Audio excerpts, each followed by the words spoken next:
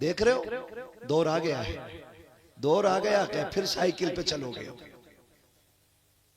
गाड़ियां बंद होने वाली हैं, डीजल अब भी लाइन में लग के मिला। हम आने वाले 10 दिन में क्या होने वाला ये तो अल्लाह ही जानता। हाँ, जो किताबों में पढ़ते थे ना गधे घोड़ी की सवारी, फिर वो दौर आ गया पलट के। दुनिया फिर पीछे जा रही है। किधर जा रही है? और हम शॉर्टकट के चक्कर में। मेरे बाद आपको हिंदुस्तान का वो खूबसूरत लहजा जिसको पूरी दुनिया असद इकबाल कलकत्तवी के नाम से जानती है, उनसे भी आपको मुलाकात करनी है। पहले आप मुझसे मुलाकात कर लें। थके तो नहीं है अभी आप लोग? कुछ लोग तो बड़े घूर के देख रहे हैं। आप रात भर बैठने की बात कर रहे हैं, वो एक बंदा ऐसे घूर के देख रहा है जैसे खा जाएगा,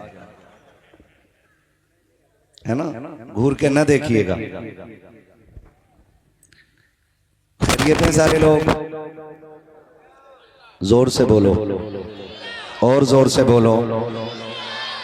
माशाल्लाह, बच्चों की आवाज तेज। जो लोग खाना खा के आए हो ना, तो वो आवाज निकाल के बोला करें, और जो खाली लंगर के साथ तो फिर उनकी मजबूरी समझ में आती है। कई बार ऐसा होता, लोग आते हैं यार बिरयानी मिल ही जाएगा, और कभी ख्याल होती है लेकिन हाल में बिरयानी नहीं होती है। ऐसा तो नहीं है कोई घर से भूखा आया हो। जितने लोग घर से खा के आए वो जरा बोले या रसूल अल्लाह। अपनी बेरी के बेर कोई खट्टे बताते ही नहीं, है ना? सारे ही खा के आए, और क्यों ना ये आवाज निकले, हम यहाँ खाएं या घर खाएं, खाते हुजूर ही का लंगर है। बरेलवी बैठे हैं ना यहाँ पे, सुन्नी बरेलवी, है ना? अगर कोई सुले कुल्ली भी बैठा हो तो उठने मत देना, पकड़ के बैठा के रखना, ताकि पता चले आला हजरत वाले कैसे नबी नबी किया करते हैं। हाँ जी, उठने मत देना। मैं इस बात का कायल नहीं कि भगा दो, मैं कहता हूं पकड़ के रखो। इतनी सुनाओ कि उसे मजबूरी में कहना पड़ जाए, मैं मुजरिम हूँ आका मुझे साथ ले लो, कि रास्ते में है जा बजा थाने वाला। सुभान अल्लाह। नारे तकबीर, नारे रिसालत, नारे गौसियत, मसलके आला हजरत, फैजाने आला हजरत, इश्क मोहब्बत, इश्क मोहब्बत, आला हजरत आला, बस्ती बस्ती करिया करिया, हजरत मुफ्ती हम्माद रजा साहिब क़िबला, सरज़मीने चमन नगरिया, अजहरी कमेटी। क्या बात है, सुभान अल्लाह, सुभान अल्लाह। हाँ, तो सारे बरेली बैठे, उम्मीद है माशाल्लाह आवाज की गरज बता रही है, बरेली का दूध पीने वाले लोग बैठे हैं। खुदा सलामत रख के सारे लोगों को, अल्लाह खूब बरकत अता फरमाए। जब कभी कोई मिंबर से ये कहता है ना नौजवान दीन से दूर हो रहा है, तो फिर मैं ऐसी महफिलों को देख के कहता हूँ काश वो यहाँ आए और एक निगाह मजलिस महफिल पे डालें, और जरा अंदाजा लगाएं यहाँ जवान ज्यादा बैठे कि बूढ़े ज्यादा बैठे हुए। ये बालों की सियाही बता रही है, जवान हुजूर से दूर नहीं, जवान हुजूर के करीब होता जा रहा है। बेशक बेशक, जवान हुजूर के करीब होता जा रहा है। क्यों ना हो, मेरा इमाम तो 2 बातों में बात खत्म कर गया। उन्होंने कहा था जान है इश्क मुस्तफा, जिसका अकीदा वही बोले, जान है इश्क मुस्तफा, रोज फजू करे खुदा, जिसको हो दर्द का मजा नाजे दवा उठाए। क्यों है जी? इश्क मुस्तफा ही हमारी जान है। तभी तो मेरे इमाम ने कहा वो जो न थे तो कुछ ना था। मेरे साथ बोलना पड़ेगा, मैं यहाँ चटकुले सुनाने नहीं आया। कई बार लोग सोचते हैं यार ऐसा मौलवी बनाओ जो मजे आ जाए। इतना कड़वा बोलूंगा कि आप सोचेंगे इसे बुलाया क्या? हाँ, नाराज तो नहीं है ना कमेटी वाले? होने भी नहीं चाहिए।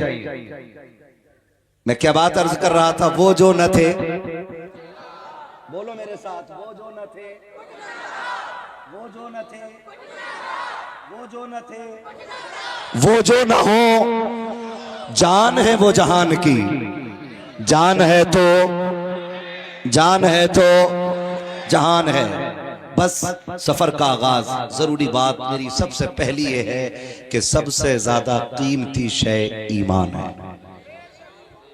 बेशक बेशक ईमान। जोर से बोलो, बातें याद कर लीजिएगा। सबसे कीमती दौलत ईमान है। इसकी हिफाजत हर हाल में जरूरी है। और ईमान जिसके पास है वो सबसे अमीर है, बेशक। और जिसके पास ईमान नहीं वो सबसे ज्यादा गरीब नहीं, फटीचर है। जी बेशक। जिसके पास ईमान नहीं वो सबसे बड़ा फटीचर है। ईमान सबसे ज्यादा जरूरी है। नौजवान मेरे सामने बैठे, ट्रेंड चल रहा है, ट्रेंड। आप मुबारकबादियां देने से पहले लोगों की खुशनूदी हासिल करने के लिए उलमा से राबता कर लिया करें कि कहां मुबारकबाद देनी है और कहां नहीं देनी है। ये सबसे ज्यादा जरूरी बात है।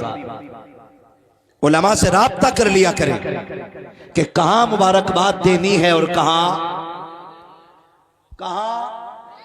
नहीं देनी है। अगर टोक दो किसी को कि भाई यहां मुबारकबाद नहीं देनी हम सियासी लोग हैं। सौन नेता बाद में है, मोहम्मद अरबी का गुलाम पहले है। बेशक, बहुत अच्छी। मंत्री बाद में है, मोहम्मद अरबी का गुलाम पहले है।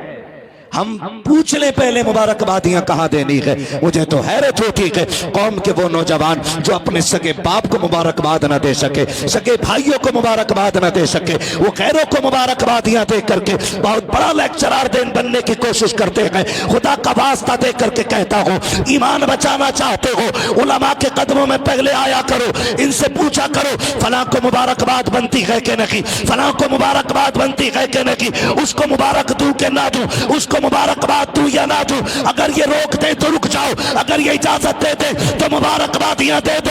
इसलिए कि मौलवी जब भी बोलता है ज़बान इसकी होती है, फरमान मुस्तफा का होता। नारे तकबीर, नारे रिसालत, नारे गौसियत, मसलके आला हजरत, उलमाए अहले सुन्नत, अजहरी कमेटी। सुभान अल्लाह, सुभान अल्लाह। खुदा के वास्ते करो ये कोशिश, ईमान बचाएंगे इंशाअल्लाह, इंशाअल्लाह बचाएंगे इंशाअल्लाह, बचाएंगे इंशाअल्लाह। है जी मैं सियासी आदमी हूं, मुझे तो करना पड़ता है। नहीं, सब कुछ बाद में है। मोहम्मद अरबी की गुलामी सबसे पहले है, सबसे पहले। मैं इंतजार नहीं करूंगा कि मेरे साथी हजरत मुझसे कहें कि बस खत्म कर ले। फैजान भाई पीछे से कपड़ा खींच के कहें खत्म कर ले। कारी यूसुफ रजा कहें कि भाई छोड़ बहुत टाइम हो गया।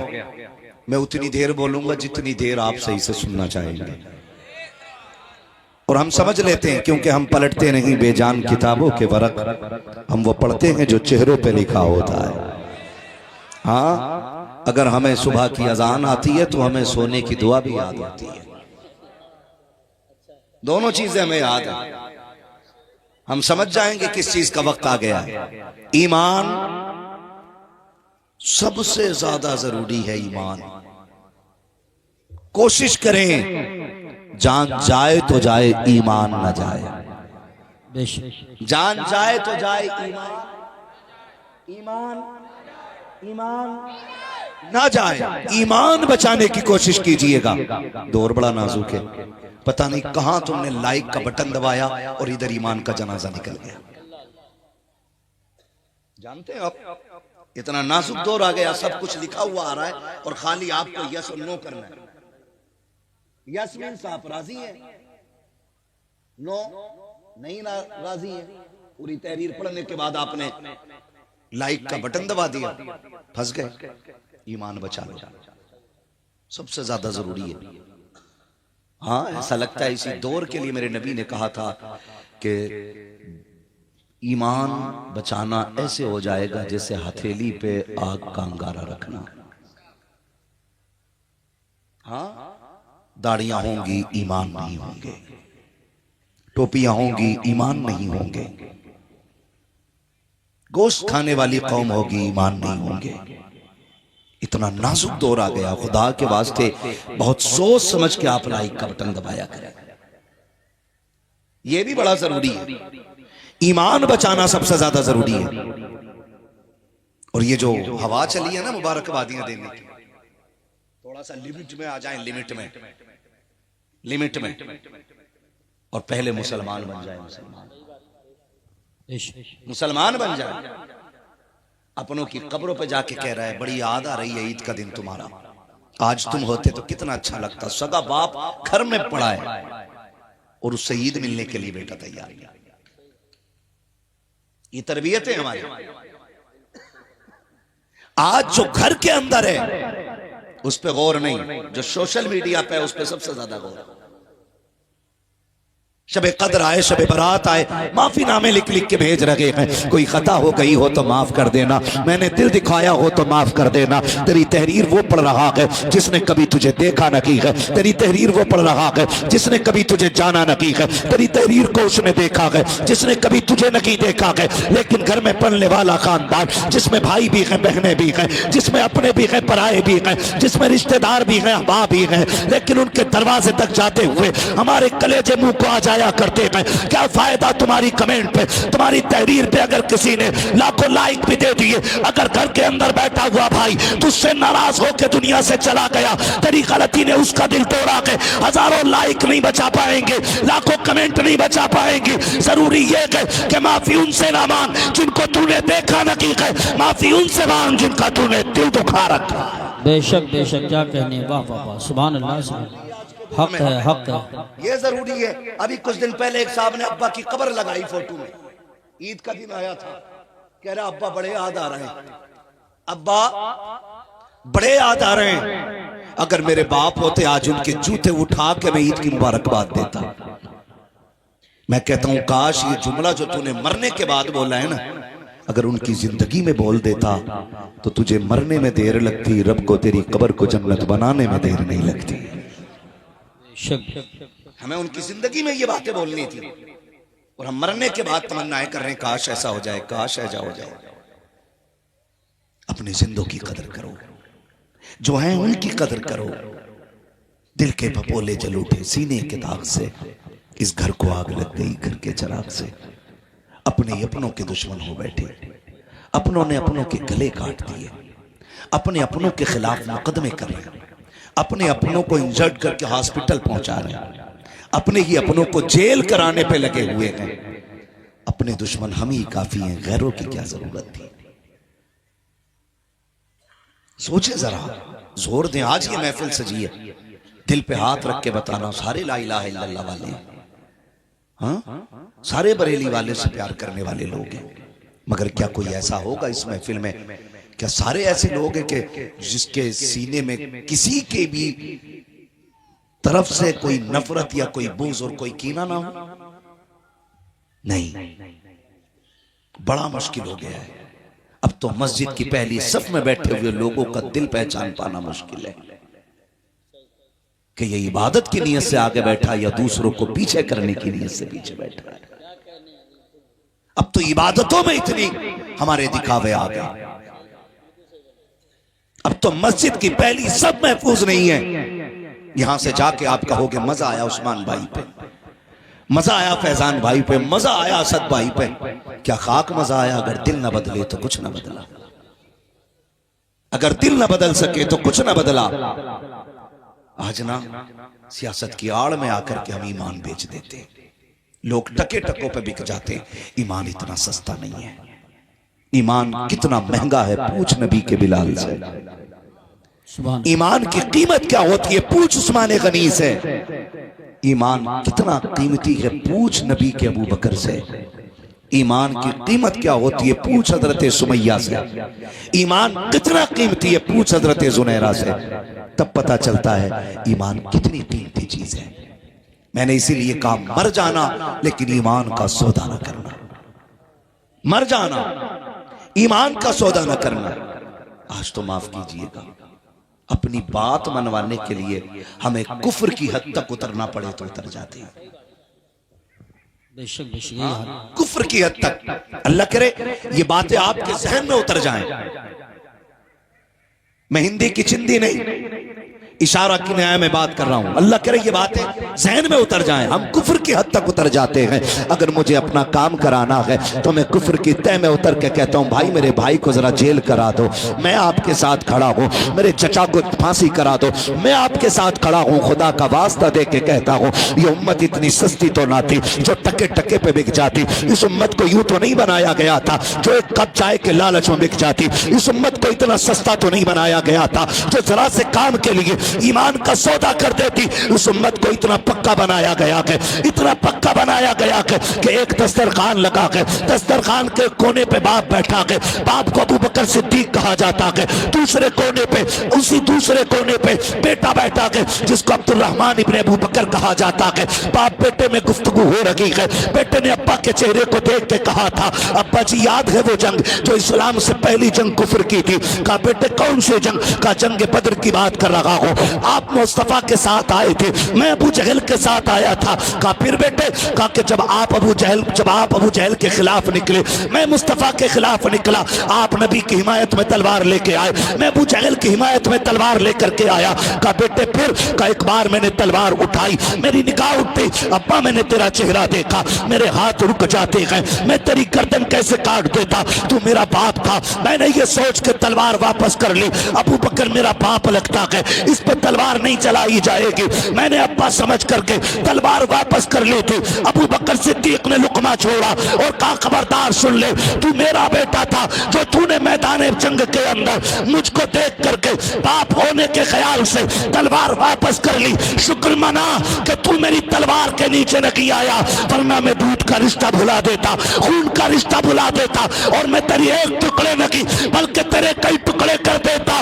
इसलिए कि अबू बकर का ज़ाहिर भी नबी के साथ है, अबू बकर का बातिन भी नबी के साथ। सुभान अल्लाह। नारे तकबीर, नारे रिसालत, नारे हैदरी, नारे गौसियत, मसलके आला हजरत, फैज़ान आला हजरत, इस्लाह मुआशरा कॉन्फ्रेंस, अजहरी कमेटी, हजरत मुफ्ती हम्माद रजा साहिब क़िबला, सरज़मीन चमन नगरिया। सुभान अल्लाह, सुभान अल्लाह। ये ईमान है, ये जोर से ये ईमान है। मेरा इमाम कहता सोना जंगल। क्या बात है, सुभान अल्लाह। फिर काहे बुलाया असद इकबाल भाई को आपने? सब तो आपको याद ही है। सोना जंगल छाई बदली सोने वालों चोरों की सुभान अल्लाह, है ना? लग रहा है कि आज पक्के बरेलवियों से पाला पड़ गया है ना? अल्हम्दुलिल्लाह। अल्लाह सलामत रखे। हम तो कहते हैं कादरी कर, कादरियों में कदर अब्दुल कादिर कुदरत नुमा के। क्यों कहते हैं? इसका राज भी मेरे मुर्शिद ताजुश शरिया ने खोला और उन्होंने कहा जिंदगी ये नहीं है किसी के लिए, जिंदगी है नबी की, जिंदगी है नबी की, ना समझ मरते हैं जिंदगी के लिए, जीना मरना है सब कुछ नबी के लिए। सारे बोले जीना मरना है सब कुछ, जीना मरना है सब कुछ। मसलके आला हजरत पे कायम रहो, जिंदगी दी गई है, जिंदगी दी गई है इसी के लिए। और जो बात मैं कहना चाह रहा था वो आ गई, अख्तर कादरी। मिलाओ वहां से कादरी कर, हाँ कादरी रख, कादरियों में उठा, कादरियों में उठा, इधर मिलाओ अख्तर कादरी। खुल्द में खुल्द वहां है हर एक कादरी के, खुल्द वहां है हर एक कादरी के लिए। अल्लाह सलामत रखे। ओ भाई सोना जंगल रात अंधेरी छाई बदली काली है, सोने वालों जागते रहियो। हाँ जी, मगर अगली बात जो मेरे इमाम ने कही ना वो तो निहायत सस्ता सौदा। बेच रहे हैं जन्नत का हम, मुफलिस का मोल चुकाएं अपना हाथ ही खाली, खाली हम मुफलिस का मोल चुकाएं अपना हाथ ही खाली है। ईमान ऐसा होना चाहिए। खाएंगे इंशाअल्लाह। कैसा खाएंगे?